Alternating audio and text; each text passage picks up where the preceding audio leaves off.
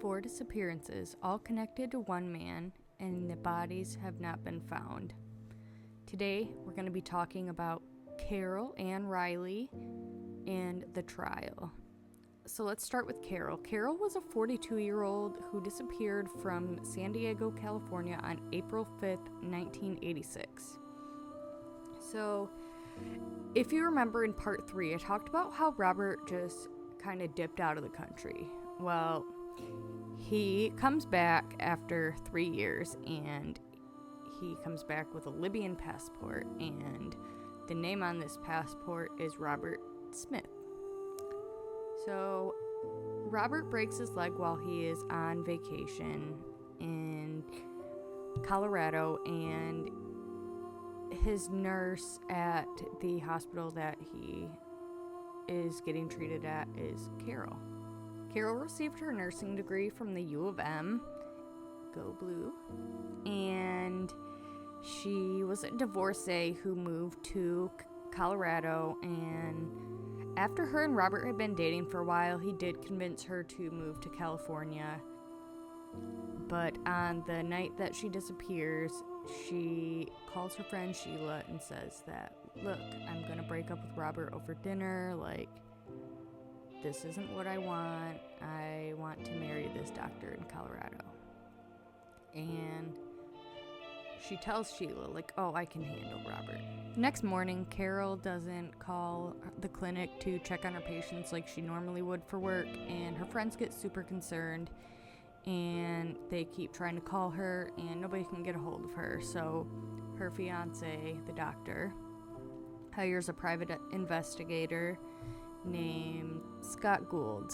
Scott starts his investigation, and he learns that Robert Smith is not Robert Smith, he is Robert Weeks, and that he is possibly involved in the disappearance of 3 other people. This is when police are like, WTF, there's something wrong here.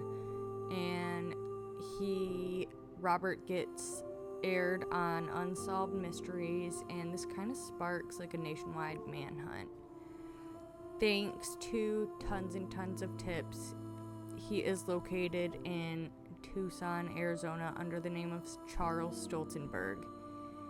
He was arrested for embezzlement charges in Las Vegas because he stole money from his own companies, and Robert was questioned about the 4 disappearances. In July of '87, Robert is indicted for the murders of Patricia and Cynthia. There are tons of witnesses to testify at the trial about Robert's abusive, controlling behavior and his jealous rages. 2 of Robert and Patricia's children actually testified at the trial, and they say that there were times that Robert beat the shit out of their mom, and to the point where she's had to have 2 restraining orders on Robert. They also read from Robert's journal, and there was an entry about Cynthia and how she humiliated him in the worst way possible, and how he was going to do anything to even the score.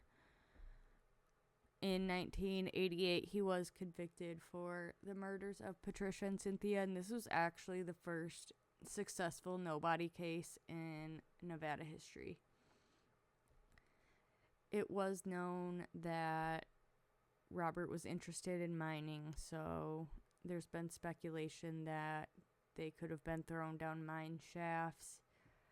Unfortunately, there's not really a call to action on this one. The bodies are more than likely just bones at this point, and Robert is dead in prison in 1996. He doesn't ever get charged with Jim or Carol's disappearance. To this day, that none of the bodies have been found. There really is not a call to action on this one. Just, I guess my thing, be careful, be alert, 55% of homicides are done by an intimate partner. Feel free to drop case requests in the comments, or you can email me at missingwithmolly@gmail.com.